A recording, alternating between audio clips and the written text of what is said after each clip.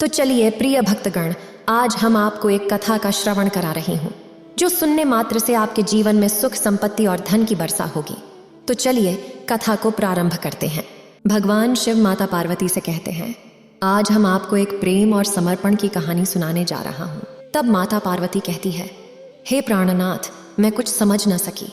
तब भगवान शिव कहते हैं, हे प्रिय, एक नारी शक्ति के बलिदान कितना बड़ा होता है, इस कहानी के माध्यम से आप जान पाएंगे। कृपया इसे ध्यान से सुनें। अगर आप यह कहानी सुन रहे हैं तो पूरा सुनिए।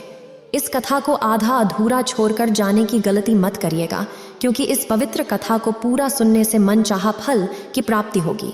इसलिए इस कथा को पूरा सुनें। आप शिव भक्त हैं तो भोलेनाथ का अनादर ना करें। बहुत पुराने समय की बात है। एक गांव में एक ऐसा घर था। उस घर में 7 लड़के और एक लड़की थी। उनके माता पिता जल्दी ही गुजर गए थे। फिर उनके बच्चों ने भी जल्दी ही अपनी जिम्मेदारियां समझ ली थीं। शुरुआत में सबको काफ़ी परेशानी हुई थी, लेकिन समय के साथ सब कुछ उन्हें आसान लगने लगा था। अब उन्होंने माँ बाप के बिना जीना सीख लिया था। उस समय पुरुषों का काम जंगली जानवरों का शिकार करना था, औरतों का काम सिर्फ घर के काम काज करना था और बच्चों को संभालना होता था। 7 भाई और 1 बहन अपने घर में बड़े प्यार से मिलजुल कर रहते थे। 7 भाई शिकार के लिए बाहर जाया करते थे और बहन सबके लिए खाना बनाती थी, साथ ही घर के अन्य कामकाज करती थी। जब भाई जंगल से लौटते तो साथ में बड़े बड़े जानवर, पक्षी आदि को मार कर लाते थे। बहन उनके मांस को बड़े चाव से पकाती थी।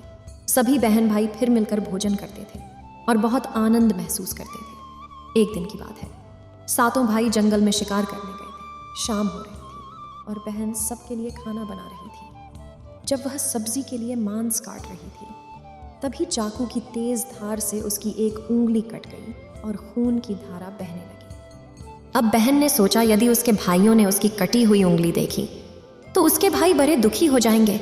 इसलिए उसने यह सोचा कि अपने भाइयों को यह बात नहीं बताऊंगी और उनसे छिपा कर रखूंगी। उन्हें बहते हुए खून को अपनी ओढ़नी से पूछना चाहा, किंतु फिर उसे लगा कि उसके भाई उसकी ओढ़नी में लगे हुए खून के धब्बे के बारे में पूछेंगे। फिर उसने सोचा कि चलो दीवार पर पहुंचना ठीक रहेगा। लेकिन फिर उसके दिमाग में ख्याल आया कि यह तो मेरे भाइयों को अच्छे से दिखाई दे जाएगी। फिर बहन बेचैन होकर इधर उधर घूमने लगी, लेकिन उसे कोई ऐसी जगह नहीं मिली जहां उसका बहता हुआ खून उसके भाई की नज़रों से बच सके। इसलिए उसे जब कोई उपाय न मिले तो उसने मांस से जो वो खाने के लिए बना रही थी, उसने ही अपना खून पोंछ लिया। शाम को भाई जंगल से लौटे और बहन ने जो उनके लिए भोजन बनाया था, 7 भाइयों को मांस बहुत ही स्वादिष्ट लगा और वे उंगलियां चाटते रहे, अपनी बहन की पाक कला की तारीफ करते हुए। सभी भाइयों ने उसकी महानता की बातें की। बहन भी इस प्रशंसा से बहुत खुश हुई। दिन भर की थकान के बाद भाई जल्दी सो गए। अगली सुबह 7 भाइयों ने फिर से खाना खाकर जंगल की ओर रुख किया। शिकार की तलाश में थक जाने पर वे एक पेड़ की छांव में बैठकर आराम करने लगे। उस समय रात के भोजन के बारे में सोच रहा था। भाइयों ने बताया कि बहन ने जो मांस बनाया था वह इतनी स्वादिष्ट था कि उन्होंने ऐसा स्वाद पहले कभी नहीं महसूस किया था। सब ने तय किया कि आज घर चलकर इसके बारे में अपनी बहन से ज़रूर पूछेंगे और जानकर रहेंगे कि उसने खाने में ऐसा क्या मिलाया था। शाम को 7 भाई जब घर आए तो दोबारा अपनी बहन की पाक कुशलता की तारीफ करते हुए पूछा, हमारी प्यारी बहन, कल रात के मांस के सब्जी में तुमने ऐसा क्या मिलाया था? बहन बताना तो नहीं चाहती थी। वह सोच रही थी, अगर उन्हें पता चला कि उनकी बहन की उंगली कट गई है तो मेरे सारे भाई दुखी हो जाएंगे। इसलिए उसने कहा, कुछ नहीं, बड़े भैया जैसे रोज बनाती हूँ वैसे ही बनाया था।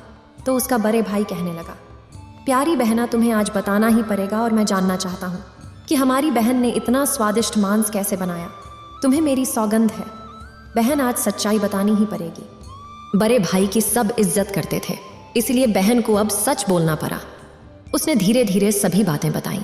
भैया, मैंने तुम्हें इसलिए नहीं बताया था, मेरा खून बहुत बह गया था क्योंकि मेरी उंगली काट गई थी। मैंने सोचा कि अगर तुम्हें पता चलता तो तुम दुखी हो जाते, इसलिए मेरे थोड़ा सा खून बहा था। वो खाने में सिर्फ वही मिला था, ज्यादा कुछ नहीं। यह सुनकर 6 भाइयों के दिल में एक सोच उत्पन्न हुई। वे सोचने लगे कि अगर उसका खून इतना स्वादिष्ट है तो उसका मांस भी ऐसा ही होगा। रात के खाने के बाद सभी भाई सोने के लिए चले गए।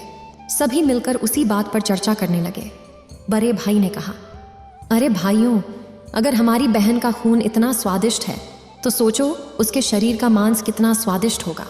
तो सब भाइयों ने मिलकर एक योजना बनाई और अगले दिन शिकार के लिए सातों भाई जाते समय जो योजना बनाई कि बहन को मारकर उनका मांस बनाएंगे और बहन का मांस खूब स्वादिष्ट होगा। सातवें भाई को अपने बड़े भाइयों की योजना बिल्कुल भी अच्छी नहीं लगी। वह अपनी बहन को बचाने के लिए बेचैन हो गया। वह खुलकर इसका विरोध तो नहीं कर सकता था क्योंकि 6 भाई एक तरफ थे और वह अकेला एक तरफ। शिकार करने के बाद सभी भाइयों ने मिलकर एक टीले पर बांस के पट्टों से एक चबूतरा बनाया। उनकी योजना यह थी कि बहन को बहला फुसलाकर यहाँ लाएंगे और तीर मारकर अपनी बहन की हत्या कर देंगे और उसका स्वादिष्ट मांस खाएंगे। अगले दिन बड़े भाई ने अपनी बहन से कहा, मेरी प्यारी बहन, अब तुम बड़ी हो गई हो और शादी के लायक हो गई हो। मैंने तुम्हारे लिए एक सुंदर से वर की तलाश की है। आज हम उसको देखने जाएंगे और उसका घर भी देख कर आएंगे, इसलिए तुम भी सज संवर कर हमारे साथ चलो। बहन शादी की बात से बहुत खुश हुई। तुरंत तैयार होकर भाई के साथ चलने लगी। चलते चलते जब बहन थक गई तब वह बड़े भाई से पूछने लगी, भैया मेरा ससुराल अब कितना दूर है? बड़ा भाई बोला, बस अभी कुछ देर में पहुंचने वाले हैं। और कुछ आगे चलकर बड़ा भाई बोला, वह देखो बहन, तुम्हारा ससुराल दूर से दिखाई दे रहा है। टीले पर बने चांद को दिखाते हुए भाई बोला, वह देखो मेरी प्यारी बहन, तुम्हारा ससुराल जहां तुम राज करोगी। यह सुनकर बहन आनंदित हो उठी और टिल्ले पर पहुंचते ही बड़े भाई ने अपने छोटे भाई को अपनी बहन को टिल्ले पर खड़ी करके उसको रस्सी से बांस के खंभे के सहारे बांधने का आदेश दिया। सभी भाई मिलजुल कर फुर्ती से बहन को बांधने लगे। सभी भाइयों को हत्यारे के रूप में देखकर बहन का हृदय हाहाकार करने लगा। वो कहने लगी, हे ईश्वर, अब तुम ही मेरा सहारा हो। सभी भाई मेरी हत्या करना चाहते हैं। इनमें से एक भी ऐसा नहीं है जिसके दिल में मेरे लिए दया और प्रेम हो। अपनी बहन की बातों से सातवां भाई दुखी हो उठा। बहन की पुकार पर वह तड़प कर रह गया। फिर बड़े भाई ने अपनी बहन को खंभे से बांधा और फिर सभी भाइयों को बारी बेरहमी से उस पर बाण छोड़ने का आदेश दिया। तो बड़े भाई ने सबसे पहले हाथ में धनुष बाण लेकर अपनी बहन पर प्रहार किया। इसके बाद बहन ने भाई के सामने हाथ जोड़कर कहा, मारो मारो भैया, छाती में लक्ष्य करके तुम्हारा तीर और धनुष जंगल को जाएगा भैया। इसी तरह सभी भाइयों ने बारी बारी से बहन की छाती को लक्ष्य करके तीर मारने की कोशिश की। बहन हर बार यही गीत दोहराती रही। छठे भाई लक्ष्य भेद करने में असफल रहे। अब सातवें भाई की बारी थी। तब बारे भाई ने कहा, अगर तेरा निशाना चुका तो तुम भी जीवित नहीं रहोगे। छठे भाई उससे कहने लगे कि भाई पूरी ताकत से तीर चलाना और बहन को एक बार में ढेर कर देना। यदि तुम्हारा निशाना चूक गया तो तुम जिंदा नहीं बचोगे, सब तुम्हें मार देंगे। बहन ने छोटे भाई की जान खतरे में पड़ते देखी तो उसने अपनी जान न्योछावर करके अपने छोटे भाई को बचाने का निश्चय किया। वह ईश्वर से प्रार्थना करने लगी है, ईश्वर मेरे भाई का तीर मेरी छाती भेदने में सफल हो जाए। वह फिर करुण गीत गाने लगी, मारो मारो भैया छाती में लक्ष्य करके, भैया छाती में लक्ष्य करके, तेरा तीर मेरी छाती भेद जाए। मारो मारो भैया ने छाती में लक्ष्य बना करके। छोटे भाई ने उसी लक्ष्य को देखकर तीर चलाया। उस तीर ने बहन के छाती पर लगा। बहन दर्द में तड़प उठी। कुछ देर छटपटाने के बाद वह निष्प्राण हो गई। 6 भाइयों ने मिलकर अपनी कुटिली योजना को सफलता दिलाई। उन्होंने बहन के शरीर को धीरे धीरे नीचे उतारा। बड़े भाई ने 7वें भाई को जंगल से लकड़ी और पानी लाने का कार्य सौंपा। छोटा भाई ने साथ ही पानी, लकड़ी, मछली और केक डढ़े भी लाया। छोटे भाई की आंखों में दुख था। उसने देखा कैसे उसके भाइयों ने बहन के मांस को बड़े चाव से पका रखा था। उसे लगा कि वह अपनी प्यारी बहन का मांस नहीं खा पाएगा और अगर नहीं खाएगा तो अन्य भाई उसे गाली देंगे। उसने मांस बनाते समय चुपके से अपने साथ लाई मछलियों और केकरों को भी आग में डाल दिए और अपना खाने का जुगाड़ कर लिया। चावल और मांस तैयार हो गया था। जमीन पर केले के पत्ते बिछाकर उसमें सबके लिए खाना परोसा गया। छोटे भाई ने पहले ही अपने बैठने के स्थान पर एक छोटा सा गड्ढा खोद लिया था। उसने अपनी पत्तल में परोसे गए। अपनी बहन की मांस को चुपके से उस खड़े में डाल दिया और मछली और भात खाने लगा। बाकी 6 भाई बहन की हड्डियां चबाने लगे तो छोटा भाई केकरा चबाने लगा। जब सबने बहन के शरीर का स्वादिष्ट मांस खाकर अपना पेट भर लिया तो सातों भाइयों ने मिलकर जो बहन की बची कुची हड्डियों और शरीर के अन्य भाग जैसी सिर, नाखून, पंजे सबको इकट्ठा करके एक खड़े में डाल दिया और ऊपर से मिट्टी से ढक दिया। कुछ समय बाद जहां मिट्टी से उस बहन की बची हुई मांस के टुकड़े डाले थे, वहां एक पौधा उगा। धीरे धीरे वह पौधा बड़ा होकर वह बांसों का झुरमुट बन गया। एक दिन एक संत वहां आए और उस झुरमुट के नीचे छिपकर मल त्याग करने लगे। तभी आकाशवाणी हुई, संत दुर्गंध आ रही है। यह आकाशवाणी बार बार होने लगी तो संतों ने तुरंत ही स्थान को साफ कर दिया और झुरमुट से एक बांस को काट लिया। उसने उस बांस को बहुत ही सुंदर बांसुरी में बदला और उसको बजाकर लोगों के घर भिक्षा मांगने लगे। उन्होंने लोगों को उपदेश दिया। एक दिन की बात है, संत भिक्षा के लिए उसी गांव में बड़े भाई के द्वार पर चला गया। तब तक 6 भाइयों का विवाह हो चुका था। केवल 7वां भाई अभी कुंवारा था। ज्यों ही संत ने बड़े भाई के आंगन में कदम रखा, त्यों ही संत की बांसुरी स्वयं बोल उठी, नहीं बाजो रे बांसुरी, यही है दुश्मन, सबसे बड़ा बड़े भाई के घर नहीं बाजो रे बांसुरी। दया प्रेम सब छोड़कर रिश्तों में यही दाग लगाया, नहीं बजा रे बांसुरी, है दुश्मन, सबसे बड़ा भाई के घर नहीं बाजो रे बांसुरी। योगी की बांसुरी से बार बार वही आवाज निकल रही थी। इसी कारण उसके बड़े भाई के पसीने छूटने लगे। उसने अपने पत्नी से योगी को तुरंत भिक्षा देकर विदा करने को कहा। इसी तरह योगी बाबा बारी बारी से 6 भाइयों के द्वार पर गए और उनके आंगन में पहुंचे। बांसुरी ने खुद से बजाना शुरू किया। उन्होंने जल्दी से अपनी पत्नी से कुछ भिक्षा लेकर संत को विदा करने को कहा। अब उनका मन यह सोचता था कि योगी बाबा जो बांसुरी बजा रहे थे, उससे जो बार बार आवाज आ रही थी, वो आवाज उनकी बहन का तो नहीं है। अगर हुई तो हमारी पोल खुल सकती है। बाद में संत जल्दी से 7वें भाइयों के पास पहुंचा, जो अब तक अकेले रह रहा था। जब योगी बाबा उनके सामने आए, बाजो रे बांसुरी, यही है मेरा सबसे प्यारा भाई का घर। योगी बाबा ने बांसुरी की मधुर धुन सुनते ही छोटे भाई ने उन्हें सम्मानपूर्वक अपने घर में बुलाया। आसन दिया, तांबूल पान और जलपान से उनका सत्कार किया और उसके बाद बांसुरी के विषय में चर्चा हुई।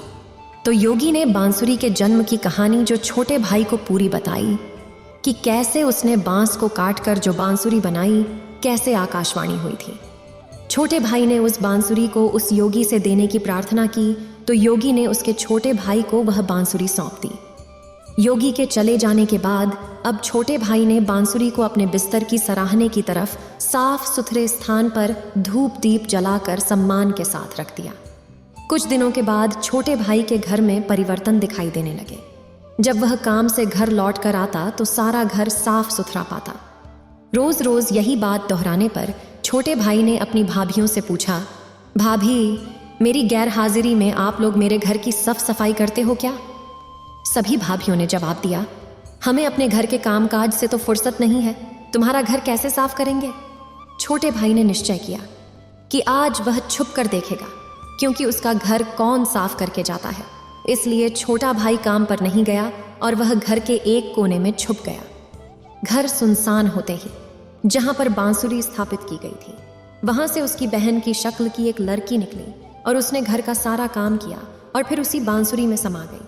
छोटे भाई ने यह सब देखा तो उसे अपनी आंखों पर विश्वास नहीं हुआ।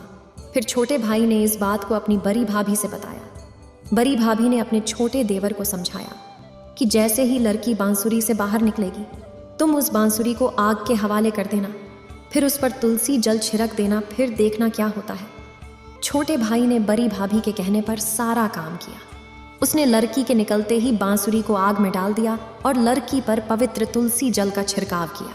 तुलसी जल के स्पर्श से वह मानव रूप में आ गई। भाई ने देखा तो यह तो उसकी प्यारी बहन ही थी। उसने अपनी बहन को गले से लगा लिया। उसके बाद दोनों भाई बहन बड़े प्रेम से जुड़े रहने लगे और बहन ने भाई को और भाई ने बहन को अपना लिया। खुशी से एक दूसरे के साथ रहकर जीवन यापन करने लगे। और उधर बड़े 6 भाइयों को उनके कर्मों की सजा मिली। किसी को कुछ बीमारी हुई, किसी को कुछ, उन्हें बहुत पछतावा हुआ। वो अपनी छोटी बहन के पास गए और माफ़ी मांगी, पर बहन तो बहन होती है। इतना सब कुछ उसके साथ होने के बाद भी उसने उन्हें माफ़ कर दिया और वहाँ से जाने को कहा और वो 6 के 6 भाई वहाँ से सर झुकाकर वहाँ से चले गए। इस कहानी को सुनकर माता पार्वती कहती है, लोक कल्याण के लिए यह कहानी ज्ञानवर्धक है। एक बार कमेंट्स बॉक्स में लिख दे ओम नमः शिवाय। इस वीडियो को बोलते समय कोई त्रुटि हो तो मैं क्षमा चाहती हूँ। उम्मीद है आप सभी को ये वीडियो अच्छी लगी होगी। अगर आप शिव के सच्चे भक्त हैं तो चैनल को सब्सक्राइब और वीडियो को लाइक करके कमेंट में हर हर महादेव लिख दीजिए।